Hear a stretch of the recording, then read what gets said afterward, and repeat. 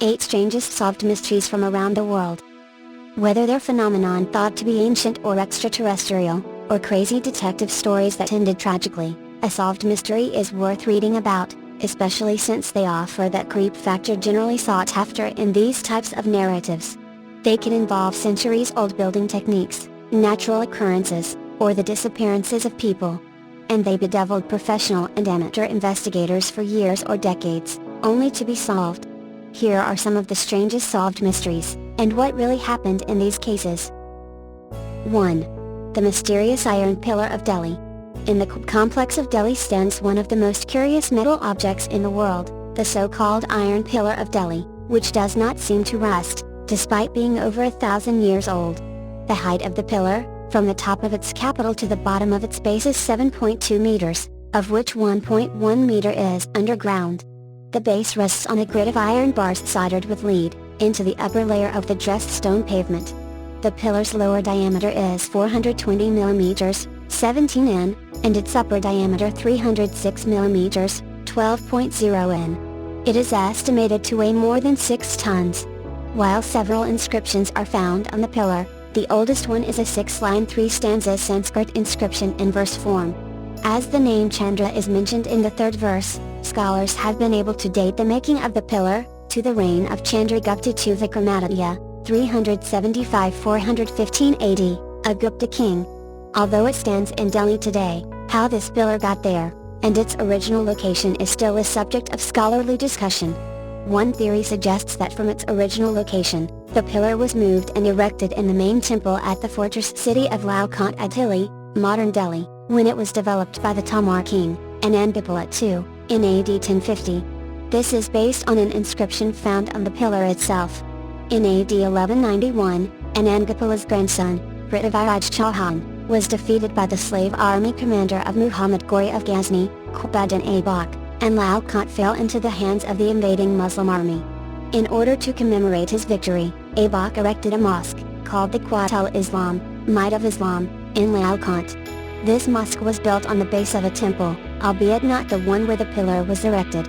Using archaeological evidence, and facts based on temple architecture, it has been proposed that the pillar was moved from the Tamar temple to its present location in front of the mosque in the complex. As mentioned earlier, one of the most interesting qualities of this pillar is its resistance to corrosion. Several theories have been put forward to explain this phenomenon. These theories fall into 2 main categories: material factors, favored by Indian investigators, and environmental factors, favored by foreign investigators. One of these theories, the mixed potential theory, suggests that there is a correlation between the processing, structure, and properties of the pillar's iron. Based on scientific analysis, it has been shown that these 3 factors work together to form a protective passive layer of rust on the Iron Pillar of Delhi. As a result, the pillar does not undergo further corrosion, and appears to have not rusted over 1,000 years. Nevertheless, this ability to resist corrosion is not unique to the Iron Pillar of Delhi. Research has shown that other large ancient Indian objects have a similar property. These include the iron pillars at Dar, Mandu, Mount Abu, Kodakadri Hill, and iron cannons. Hence, it may be said that the ancient Indian iron workers were highly skilled at forging iron objects. In a report published in the journal Current Science, R. Balasubramaniam of the Indian Institute of Technology Kanpur, stated that the pillar is a living testimony to the skill of metallurgists of ancient India. One final thought regarding the Iron Pillar of Delhi: what man can make, man can also destroy. In 1997, a fence was erected around the pillar as a response to the damage caused by visitors. According to a popular belief, it is considered good luck if one could stand with one's back to the pillar and make one's hands meet behind it. Consequently, the protective passive layer of rust on the surface of the iron would have been inadvertently removed by visitors over time, leading to significant wear and visible discoloration on the lower portion of the pillar.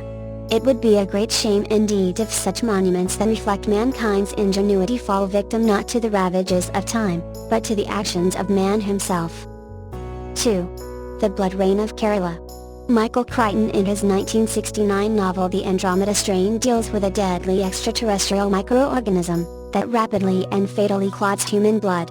A military satellite designed to capture upper atmosphere microorganisms upon re-entering the Earth wreaks havoc in Piedmont, Arizona, where the satellite lands. This may not seem like the stuff sci-fi anymore, now with some leading scientists claiming that the microorganism found in red rain in Sri Lanka is of extraterrestrial origin. Red rain, which caused fear and panic in 4 different areas in the country, namely Monongala, Puana Uruwa, Tuanagala and Manampiti, leaving red frost in the latter 2 districts, continued to baffle local scientists still studying samples of the freak showers. Similar showers of blood rain were experienced in Kerala, South India during 2 consecutive months from July to September this year, spawning several scientific and non-scientific theories with regarding to its origin. So from where exactly does this mysterious rain originate? Is it from the earth whose natural elements we are familiar with having growing in these environments since the day we were born? Or from some extraterrestrial origins we are completely alien to? Was Sri Lanka's best-known expatriate resident, Sir Arthur C. Clarke, was correct when he said that alien life existed, wishing that he would live to see proof of this before his death? Are we at the brink of a close encounter with aliens, which has coincided with many other strange happenings occurring both here and in other parts of the world? For example, the mysterious allergies in school children, the cause of which scientists are still trying to work out. Does the red rain have a cosmic ancestry, a hypothesis first trotted out by Godfrey Louis and Santhosh Kumar, of Mahatma Gandhi University in Kottayam, in a paper that won world recognition, which pointed to higher life forms including intelligent life. In a bid to allegedly prevent bioscientific problems in the future, to quote a leading state paper, the health ministry is to dispatch 6 doctors to the affected areas. The same paper states that further studies by the Industrial Technology Institute and Nanotechnology Institute also found the algae was harmless, and had no impact on human health. Meanwhile, scientists studying samples of the red water at the Medical Research Institute, and other institutes such as the Industrial Technological Institute, ITI, and universities told the nation that they have yet to come to a definite conclusion, although not ruling out algae as a possible cause. While health ministry officials claim that the microorganisms contained in the red rain Australia's Medical Research Institute, MRI, microbiologist Dr. Sujitha Pathiraj said that the microorganisms are usually found in contaminated water. This is a very rare and unusual occurrence, as we have never experienced red rain in this country before. But whatever microorganisms we have been looking at, appear to be living natural organisms usually found in contaminated water, which we can't correlate to the red rain, said Dr. Pathiraj. No definite conclusion has been reached by scientists studying the red rain samples in neighboring Kerala, either. Kerala scientists have 2 theories which we share, that the red rain has been caused by algae from the ocean or from an asteroid from outer space, she told this writer in a telephone interview.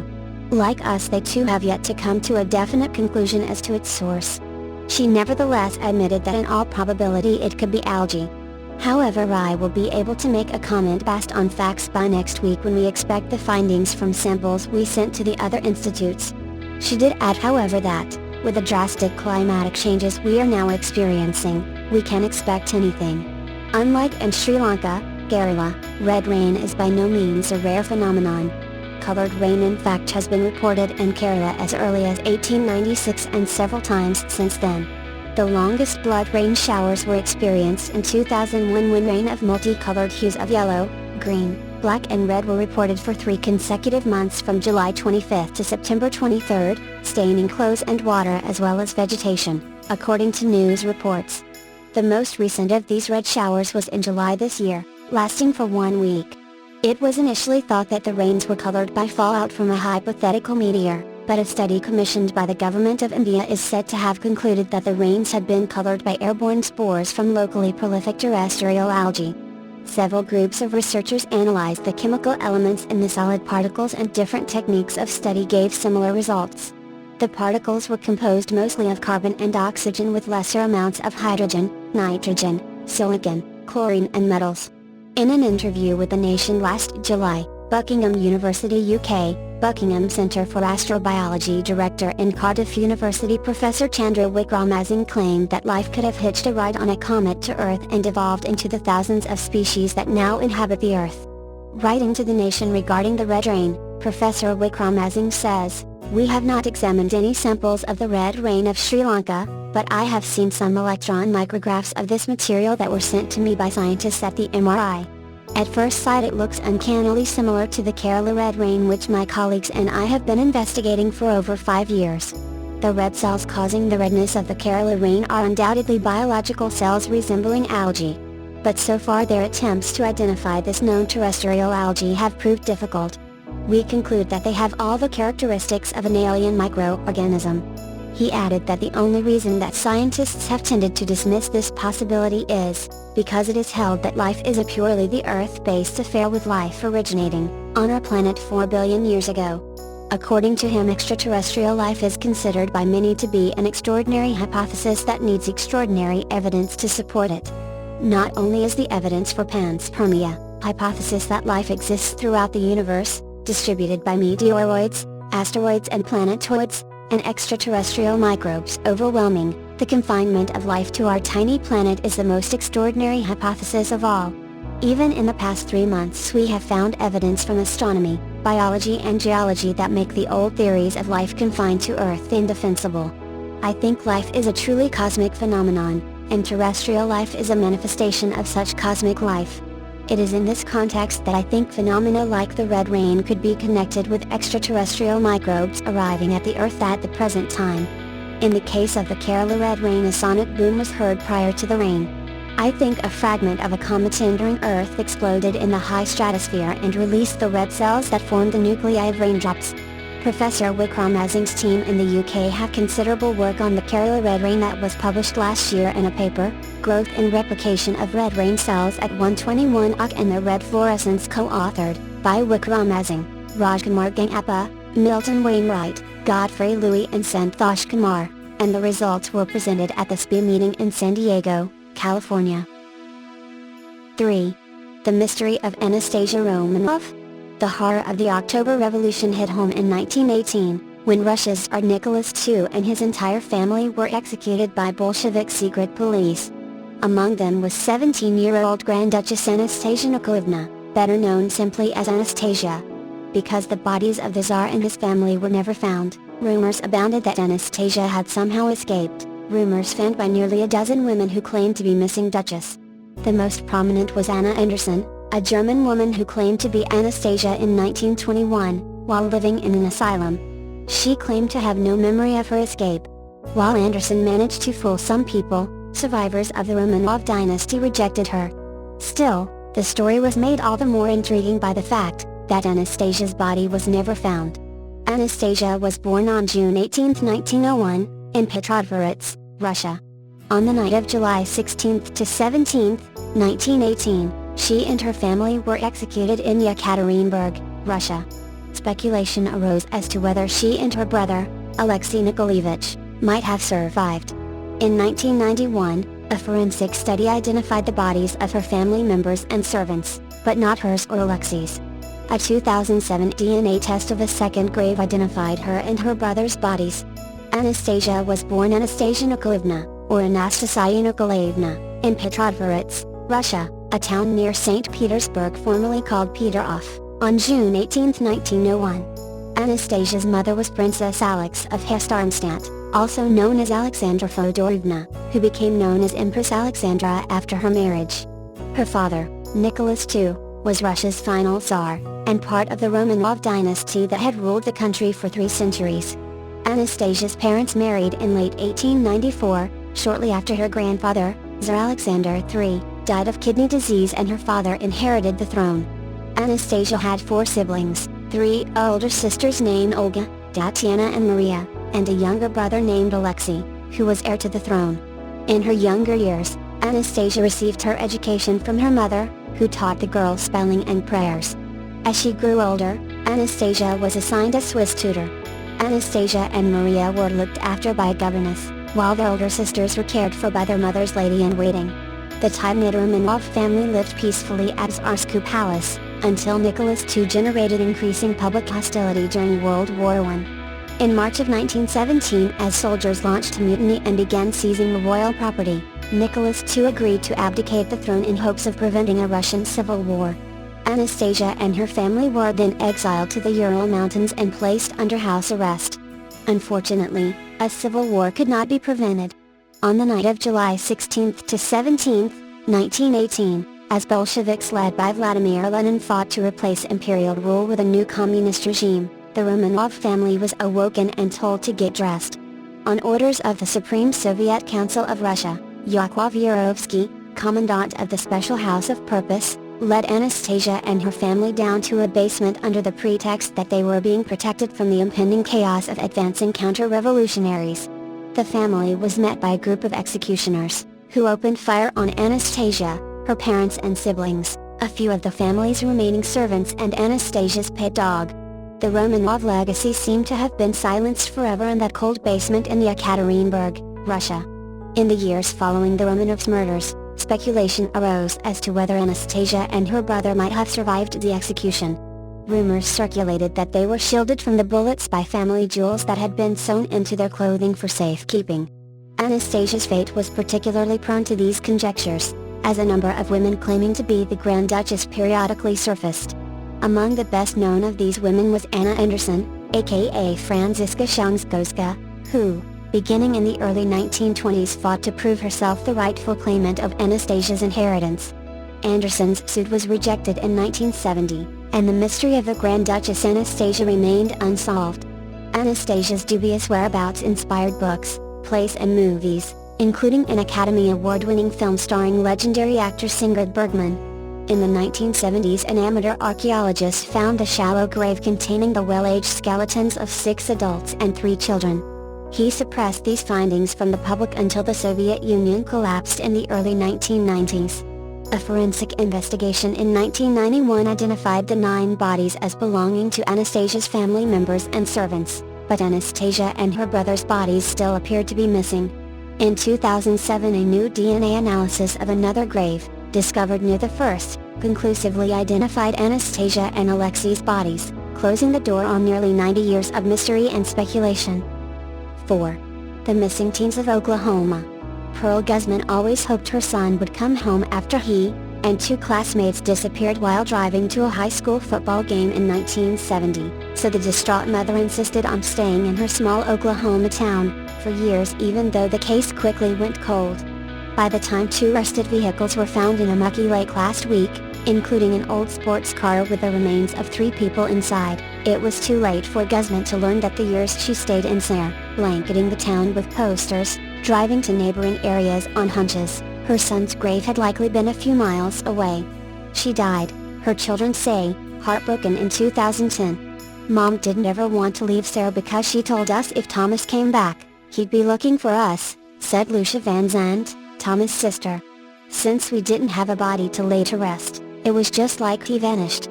Thomas Michael Rios was 18 when he and 2 friends, Jimmy Williams and Leah Johnson, vanished along with Williams' 1969 Camaro after leaving for a football game on November 20, 1970. When Thomas failed to return that night, his parents assumed he had gone hunting. But hours turned into days, which quickly gave way to panic.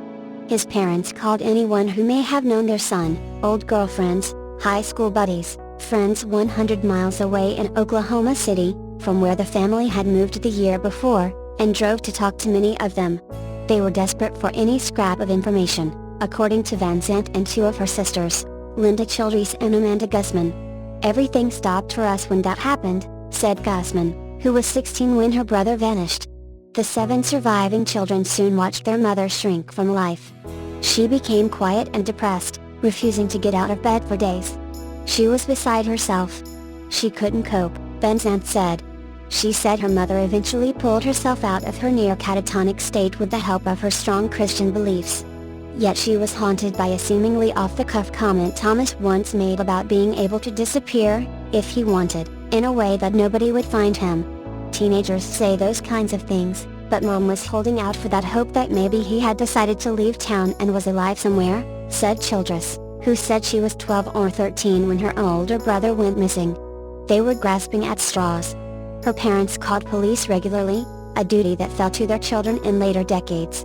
Their calls began yielding little, if any, new information about the case, or even confirmation that investigators were still looking.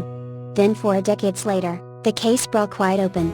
Law enforcement officials were testing sonar equipment last week in Foss Lake, not far from Sayre, when they stumbled across 2 cars submerged side by side, about 50 feet from the end of a boat ramp in water just 12 feet deep. A mudcaked 1969 Camaro was recovered on Tuesday, with skeletal remains inside, along with a 1950s Chevrolet possibly containing remains of a woman and two men who disappeared from the area in 1969. Custer County officials believe the three teens died after Williams' car plunged into the lake. Sheriff Bruce Peoples said both cars easily could have driven off a nearby country road and down a boat ramp. DNA tests are being done on the badly decomposed bones, but Peoples said he's confident the remains found in the Camaro are those of the three long-missing teenagers. Much of the family had moved away from Sarah by the 1980s, and with the case long cold, Guzman reluctantly moved to Bristow, about 200 miles away in northeastern Oklahoma, her daughters said. The grandkids started coming. I guess you kind of, I hate to say give up, but we hadn't heard anything for years, Childress said. Now, the sisters said, they hope to bury Thomas' ashes next to their mother's grave in Bristow. She always wondered what happened to him, where he was, Vincent said. I'm sure she's happy now because she knows where he is. We're just glad we got some closure. Vincent also noted that another brother, Ray Vasquez, died only 9 hours before the family learned the Camaro had been found. How God has his way of making things work out, it's just really amazing, she said. Still, Thomas' case remains clouded in mystery. The Sarah Police Department doesn't have any records from the 1970s. The sheriff's office in Beckham County, where Sarah's located, was able to provide only a 4-page incident report listing each teen's name, age, height, weight, race and date of birth. The three are listed as missing persons. No summary, interview or investigative notes were included. Peoples, the Custer County Sheriff, said the remains are with the Oklahoma Medical Examiner's Office, which will investigate to see if any foul play was involved. The office said testing could take a few days or a few years, or possibly be inconclusive, depending on DNA samples that can be pulled from bones that may have been submerged for 4 decades. It wasn't until 2013 that the mystery was solved, or at least as much as it could be. Their Camaro was found in a nearby lake where local police were testing sonar equipment.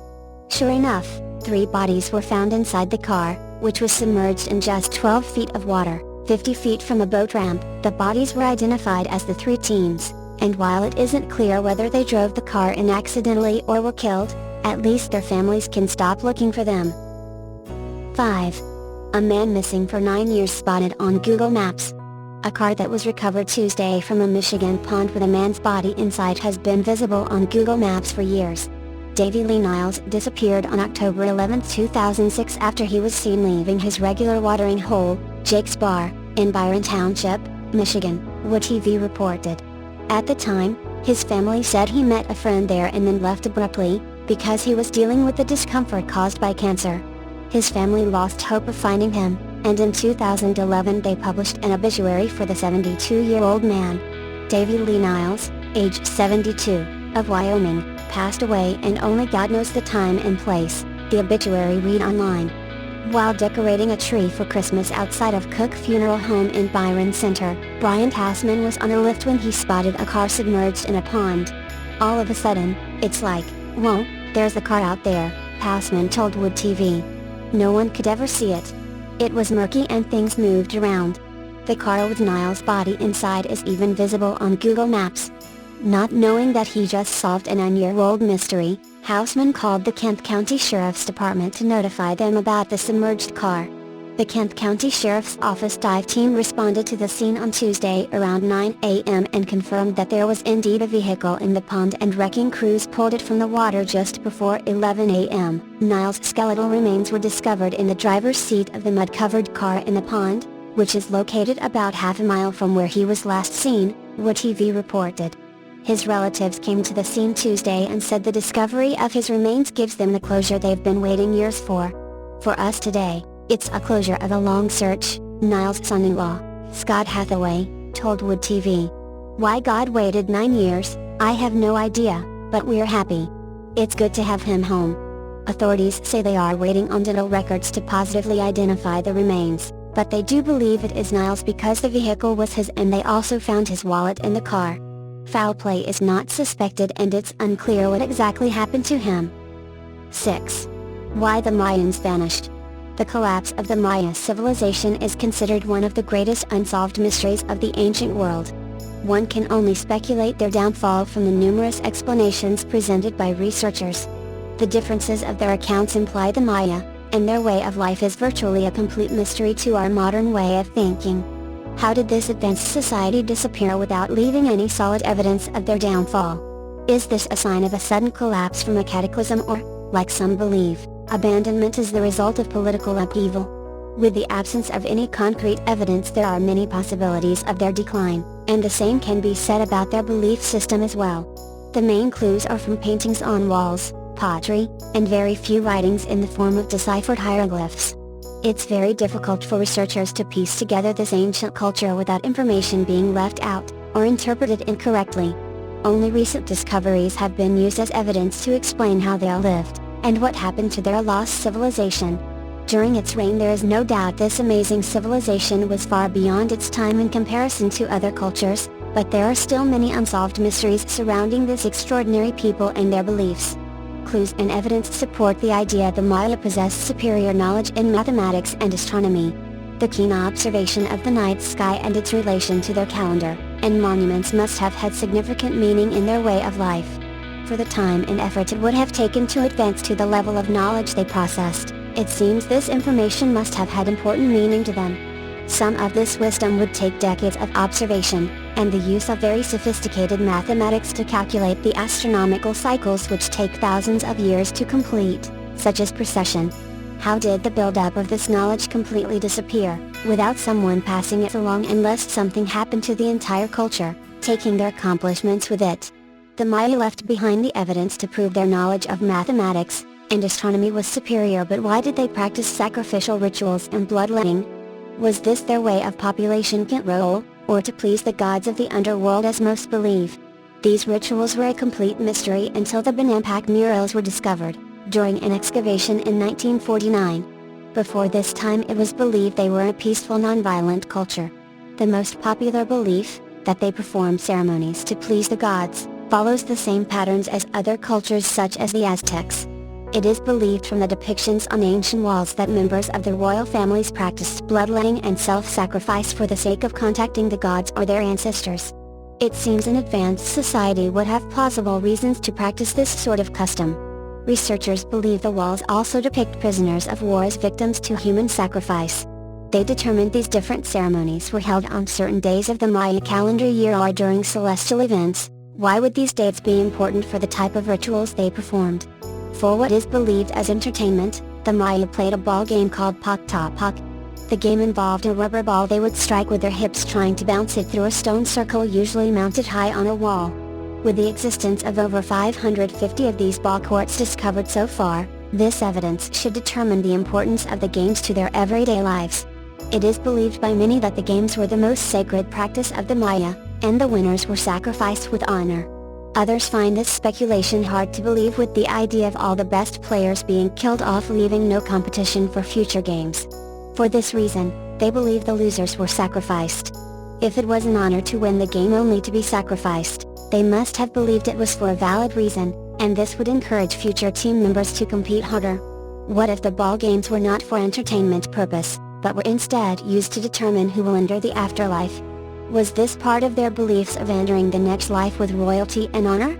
The depiction on walls of the players wearing their headdresses and royal jewelry should indicate they were of high rank on both sides. Even if the losers were sacrificed, why would they risk their lives to please the gods or for the sake of entertainment? It seems they would want to hold their positions by sacrificing someone of less importance, as the ancient Roman gladiators did. 7. The kidnapping of Carlina White. It was an abduction that made headlines and stunned the authorities. A 3-week-old infant, taken to a Manhattan hospital in August 1987 for treatment of a fever, was snatched by a woman dressed in nurse's clothes and never heard from again. 2 decades later, with investigators stumped and the case cold, the parents of the abducted girl refused to give up hope, believing that someday their daughter might return. Their prayers were answered. Carlina White, now 23 and living in Georgia, was reunited on Friday with her biological parents, Joy White and Carl Tyson, bringing an end to one of the most baffling missing persons cases in the New York Police Department's files. The reunion brought elation to a mother and father racked by pain and anger for over 2 decades, and a new family for a woman who had long held suspicions about her past. On Friday, Carlina White and her biological family met for the first time since her abduction, at the Bronx home of Sheena White, an 18-year-old half-sister who until recently Carlina did not know she had. We spoke and got to know each other, and she looks exactly like my mom, Sheena White said. It felt like we knew each other before we met. The improbable case began on August 4, 1987, when Carlina, 19 days old, was taken to Harlem Hospital with a fever. About 2 hours after being admitted, Carlina disappeared from a pediatrics ward, and detectives quickly narrowed in on a mysterious woman, who had consoled Carlina's worried mother and had been seen lingering around the hospital in a nurse's uniform. A suspect was later questioned but could not be connected to the abduction. We had a description, back then, of a woman who picked up the baby who acted as if she belonged there, or worked there, Paul J. Brown, a police spokesman, said Wednesday. Obviously, it has been an open investigation, some leads did not work out, and obviously had not resulted in her being found. Carlina was taken to Connecticut and then Georgia, the police said, raised under a different name by a woman who treated her poorly. Carlina's suspicions started to grow around her 16th birthday, partly because the family and her don't resemble each other, Sheena White said. Mr. Brown said, she has held the view, for a long time, that she did not belong to the family she was living with. As her suspicions grew, Carlina White started to investigate, at one point visiting the website of the National Center for Missing and Exploited Children. It was on that site, Mr. Brown said, where she found a photo of an infant and believed it was a photo of herself. She then called her biological mother, Joy White, who in turn called the police, not knowing if the young woman really was her daughter. The call was routed to Police Commissioner Raymond W. Kelly's liaison unit, where Detective Martin A. Brown answered. She was reaching out to the NYPD because she knew the NYPD had taken a report on it and wanted to know if we could assist to match some of the DNA, Detective Brown said Wednesday. Detective Brown said Miss White's story sounded very unusual and very dramatic, and so he decided not to simply refer her to the department's missing persons investigators. Rather, he called them himself to relay the details.